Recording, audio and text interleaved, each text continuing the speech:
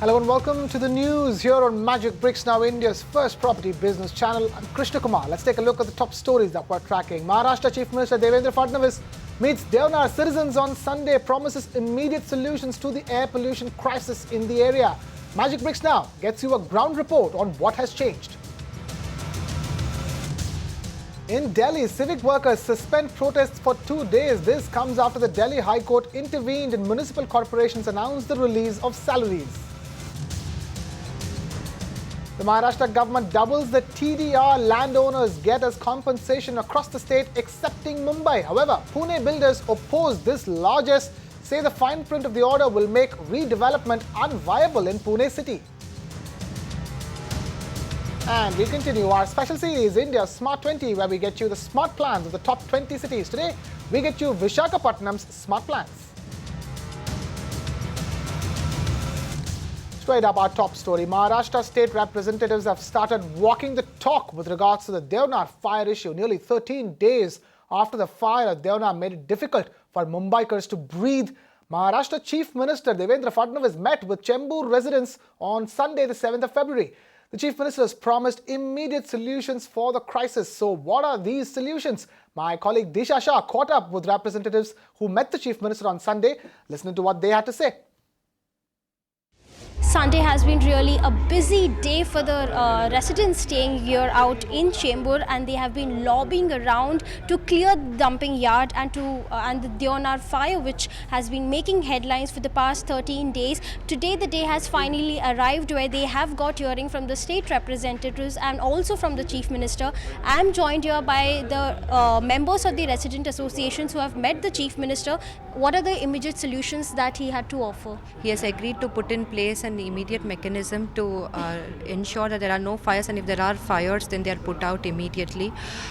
We have requested him to also ensure that there is immediate shutting down of the dumping ground.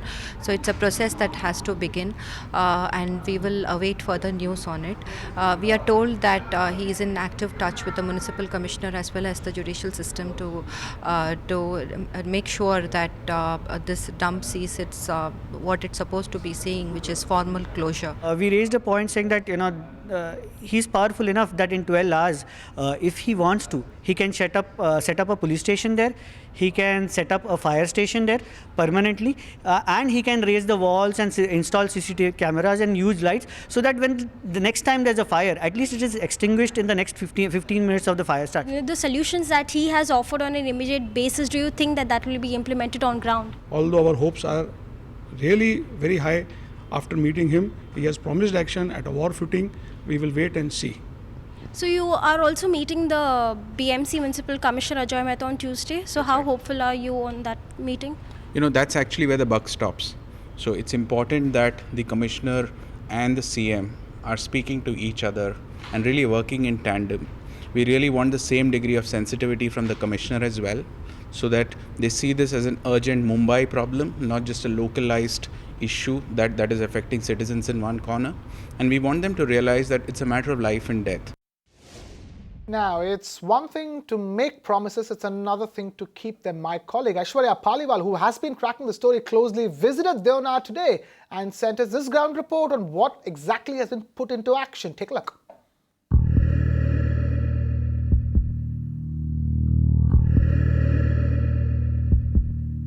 We are here at the Devnar garbage dump, where the fire that broke out 12 days ago pushed Mumbai's air quality index to the very poor category, way above 300. Now, after many angry protests done by various citizens staying in Chembur and Wadala, the worst affected areas, there were many promises being made by civic authorities and the Chief Minister himself. They said that they'll install CCTV cameras across this area to keep a tab on who's coming in and who's going out. Let's see whether any of those promises that were made to the citizens have been kept or not.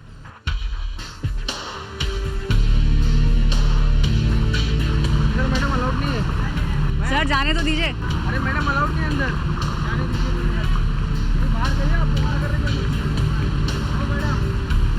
Sir check करना है क्या हुआ है? नहीं sir, बस यहीं तक, आप यहीं से अंदर नहीं जा सकते। क्यों? सर जाना है।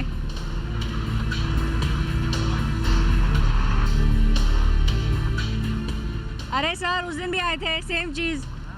हाँ तो है अरे अब तो चली गई आग, अब तो जाने दीजिए। अलाउड बिल्कुल नहीं है। अलाउड नहीं है। तो भी अलाउड दादर ऑफिस जाइए, वहाँ से परमिशन लेके आइए, तब कोई अंदर आए आ जाए। बीएमसी परमिशन से अलाउ करेंगे अंदर जाने के लिए? आप अपना बाहर काम करो ना, अंदर मत करो। जब मना कर रहे हो तो हम लोग भी नौकरी करें ना, आप अपना काम कर रहे हैं, हम तो नौकरी करें ना। मैडम हाँ सर, अब तो बुझ गई आग, अब तो जाने दीजिए। बुझ गई ना आग, अब तो जाने दीजिए। परमिशन लाए आप? परमिशन है आपके पास बीएमसी से? हाँ, बीएमसी विदाउट परमिशन नहीं, हमारा ड्यूटी है मैडम। अगर लेके आऊंगी तो फिर आप जाने देंगे अंदर? हम आपके साथ हैं। ठीक है, आपके साथ में 2 बाउंसर भी भेज देंगे पूरा अंदर तक जाने के लिए? वहाँ लेके जाएंगे आप। अच्छा सर, एक बात बताइए, जो सीसीटीवी कैमरास लगने वाले थे वो लगे? हमें कुछ पता नहीं सर, सॉरी। ठीक है, ठीक है।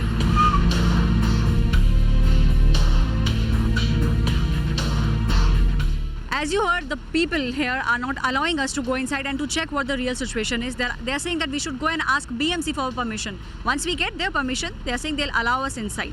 As you can see behind me, there are many garbage dumps still being here. So that means that the activity has not been stopped.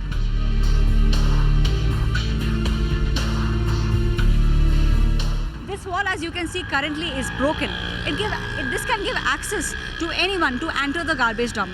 Now, Chembur citizens met Chief Minister yesterday, and the minister said that he will take notice of this and CCTV cameras would be installed to keep a tab. But as we can see, none have been installed yet. Nothing as yet is the status check as far as the Deonar fire crisis is concerned, and we will be keeping our eyes on it until we find a resolution here on Magic Bricks now. Moving on. In Bengaluru, a joint report by CREDAI and JLL says there are just over 4,000 unsold homes in the market. This is in stark contrast to the 80,000 units that JLL said were unsold last quarter. Is it a turnaround or is it window dressing? We have Amita Balachandra joining us with all the details on that front. Amita, take it away. Tell us more. That's right, a huge sigh of relief coming in for the builder community and home buyers in Bengaluru, especially with a recent report that just come out by CREDAI and JLL, which pegs Bangalore's unsold inventory at just about 4,000 unsold units. Also remember, last quarter JLL had come out with a report that said that Bangalore had the highest unsold inventory level with about 80,000 unsold units. Also remember that this had under construction properties, but that distinction has been made now. There are about 77,000 unsold units when it comes to under construction properties, and just about 4,000 unsold units when it comes to ready to move in properties. What's also coming through with this report is that residential launches in Bengaluru are quite stable. Inventory in fact has seen some sort of a decline, especially when compared to the last quarter. Now Rahul Gandhi also caught up with the industry body, especially with JC Sharma from Shobha Developers, with Irfan Razak from Prestige and Jaggi Mara from JLL. Take a look at that conversation. The report which is being done for CREDAI is specifically based on the client's need, which is CREDAI right now for us. It clearly, the task ahead of us was to differentiate between the real stock which is under construction and the stock which is ready with occupancy certificate, ready to move in off the shelf for the people to buy. So I think that was it was an understanding issue, I think, and that's the reason why CREDAI took this, this initiative with JLL. So with this JLL report, what we have now clarified is there's a 2 distinct categories of homes that are available. One is where the property is ready for occupancy, which is only 2% of the overall launches that have happened, which is some 4,000 units which are available, which are ready in the whole city of Bangalore. And the other is where the projects have been launched and which will get ready in the next 1 to 5 years. This is what I have been always saying. I'm not saying there's no inventory, but that inventory which has to get ready over the next 1 to 5 years is about 70,000 units. The velocity of the sale, the velocity of the launches, the velocity of under construction, and the actual data where the projects have been completed and it is ready to occupy.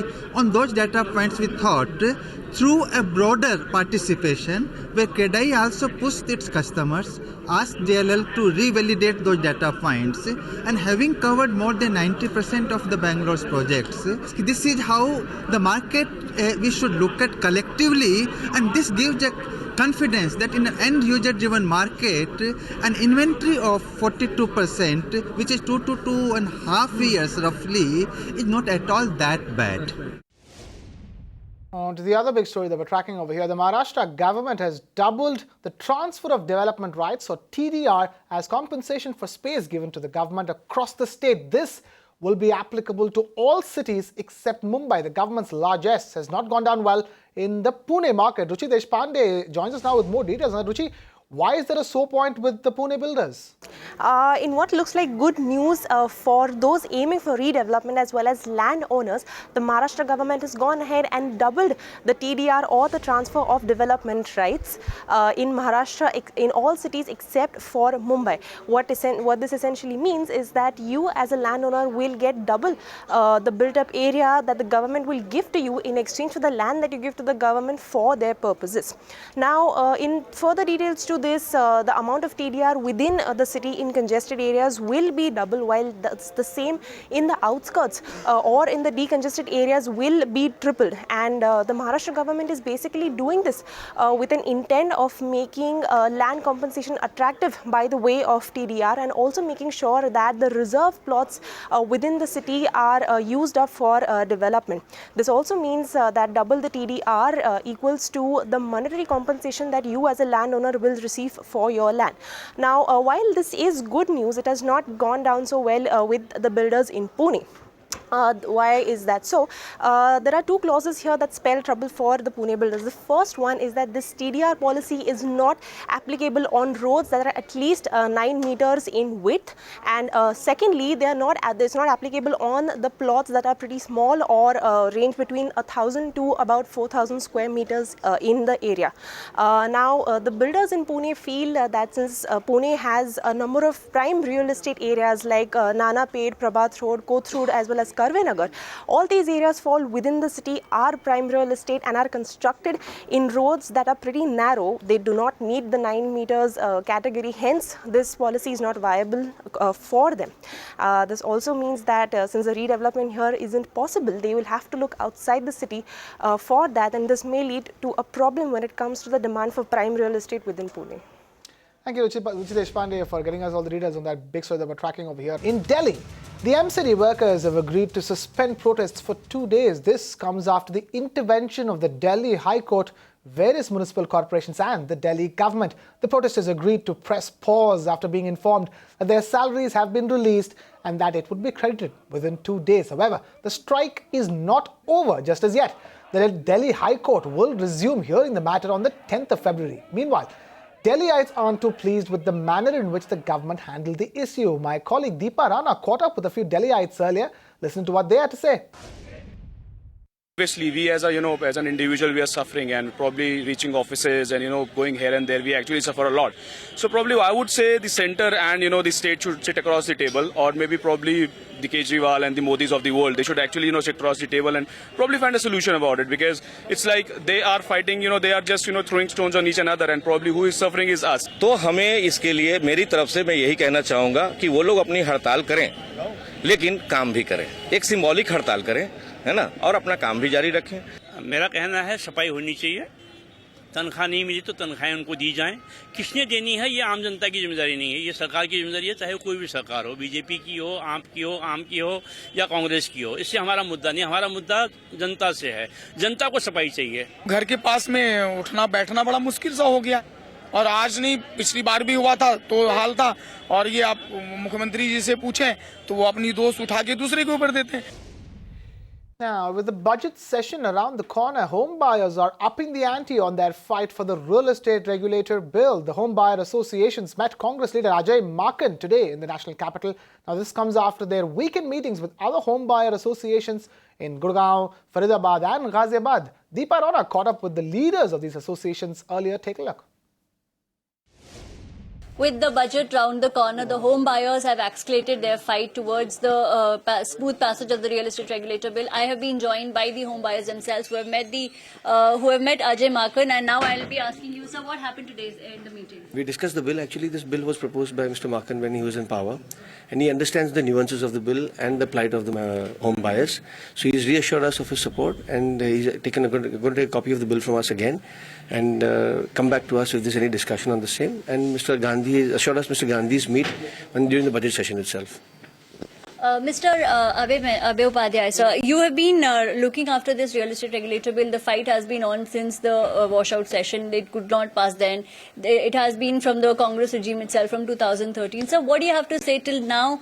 You've met so many leaders. What sort of changes have you seen over this time? Are you positive about the bill being passed in the budget session, sir? Well, obviously we want this bill to be passed. We really don't know because it cannot be predicted how budget session will go and what will be behavior of the government or the opposition.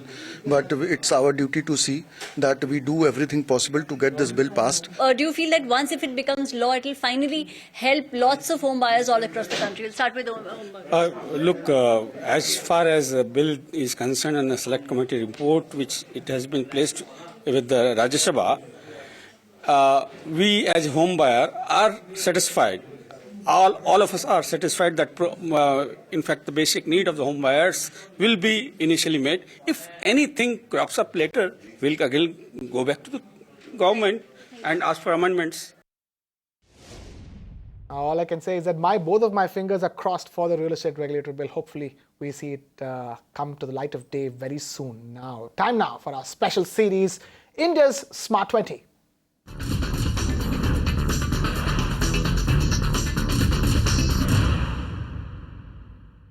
The top 20 smart city list is finally out, with the ball now in the cities' courts. Even as the top 20 cities gear up to become smart, we do a roundup of the top cities and tell you why they made the cut. And today we take a look at Visakhapatnam or Vizag in Andhra Pradesh. Amita Balachandra gets us all the details.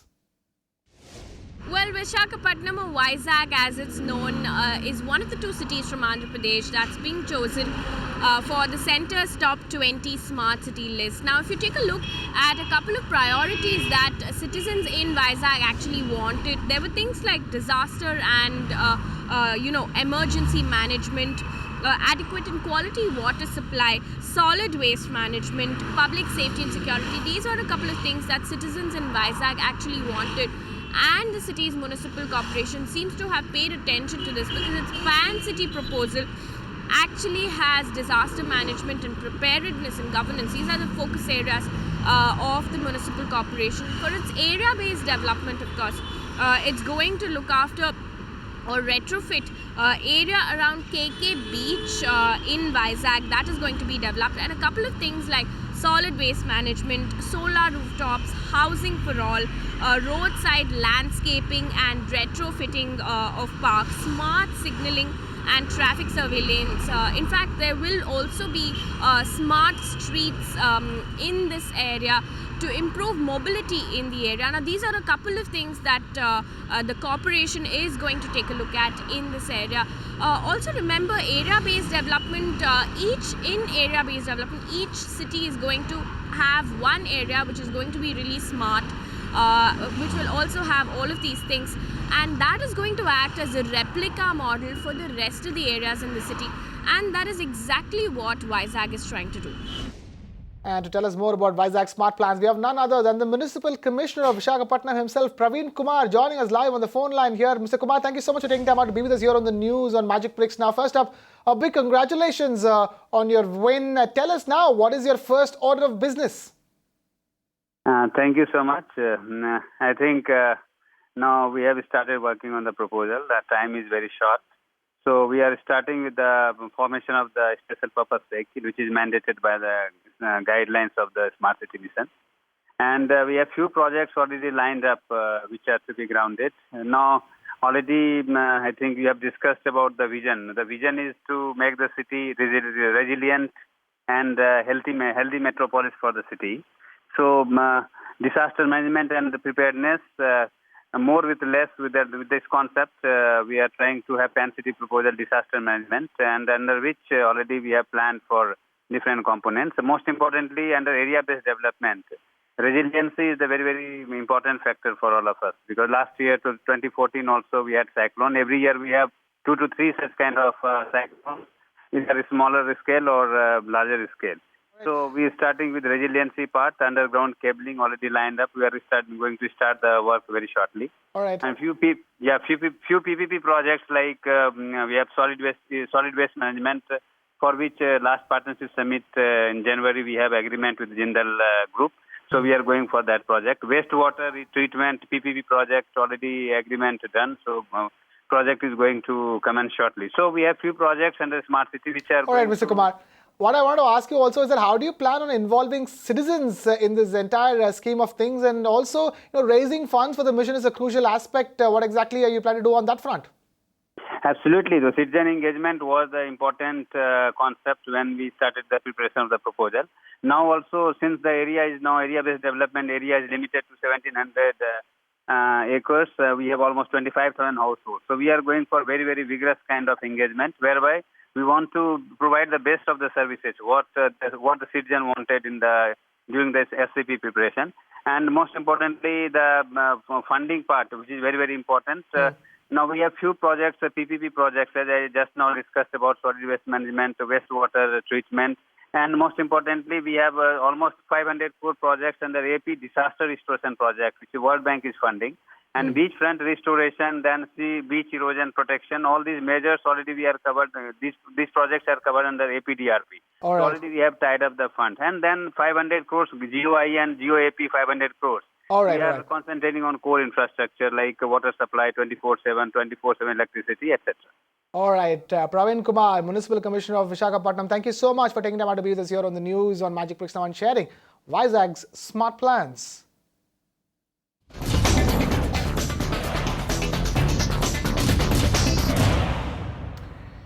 Moving on, let's talk about interiors. Then when we think about beautifying our home, we think of giving it a fresh coat of paint or of buying new furniture. However, there's another cool way to brighten it up, and that is using fabrics, from lace to georgette. You can use a multitude of fabrics to accentuate your space. Here's a slice of this week's interior show to take a good look at that. We can sandwich a beautiful fabric between two pieces of glass and use it as a door also. One of the homes we did, we cut the border of the client's sari. It was a beautiful sari, and we made that as the artwork to the dining space. We framed it, and then the colors from the sari became the colors or the theme around the sari. Wow, that's interesting. So, for example, if the idea is to do up a house which is small and you want to give it a very vibrant look, in that case, what are the must-dos and don'ts? If it's a small house, you would want maximum light to come in. So you would want to drape the windows with the option of shears. Just take a simple dhoti. You can dye it to different colors. You can have dyed dhotis which have gradation, from peach to a light pink to, white on the top. So you could even take a neutral fabric like a white or a beige and do block printing on it and bring in color through that. So there are a lot of subtle ways that you can bring elements of design into your fabric. But what about the cost? How does the cost vary with different fabrics? The costs vary not only to do with the fabrics but also to do with the brand. Okay. You may get the same fabric in very expensive brands selling the same thing. Yeah. Most of the expensive fabrics are the ones which need special care. So if you're using a silk, you obviously have to dry clean it. You can't machine wash it. But if you're using linens and cottons, you can machine wash it, but there are tendencies of the fabric to shrink and wrinkle. Well, thank you so much for all that information. For now, it's time to address this week's query. So let's start with the first question. Shagufta writes into us mentioning that her walls are white and the paint keeps cracking. She's renovating the house and wants to know what shade or texture of paint she should use to minimize cracks or conceal them. It's more of a technical issue. So if the cracks are from within the POP or the plaster, that needs to be tackled first. Okay. And in the case of the home having a lot of cracks, then you could clad it with optional materials like from stone to veneers to ply or to gypsum. Now let's move on to the next query. Anuj from New Delhi says, my family is very spiritual and the new apartment we moved in does not have a specific space for the sacred corner. How can I incorporate the sacred corner in a stylish manner? I'm sure this must be up your sleeve. You can actually reuse something that you have and convert it. So if like like an old armoire, yeah. a part of it can be made into a temple or an overhead storage unit that you have. A portion of it can be dedicated to the temple. You can conceal it with a shutter, which can be a beautiful jali or a screen, or cover it or clad. And with that, it is a wrap on this edition of the news on Magic Breaks. Now, thank you so much for watching. This is Krishna Kumar signing off.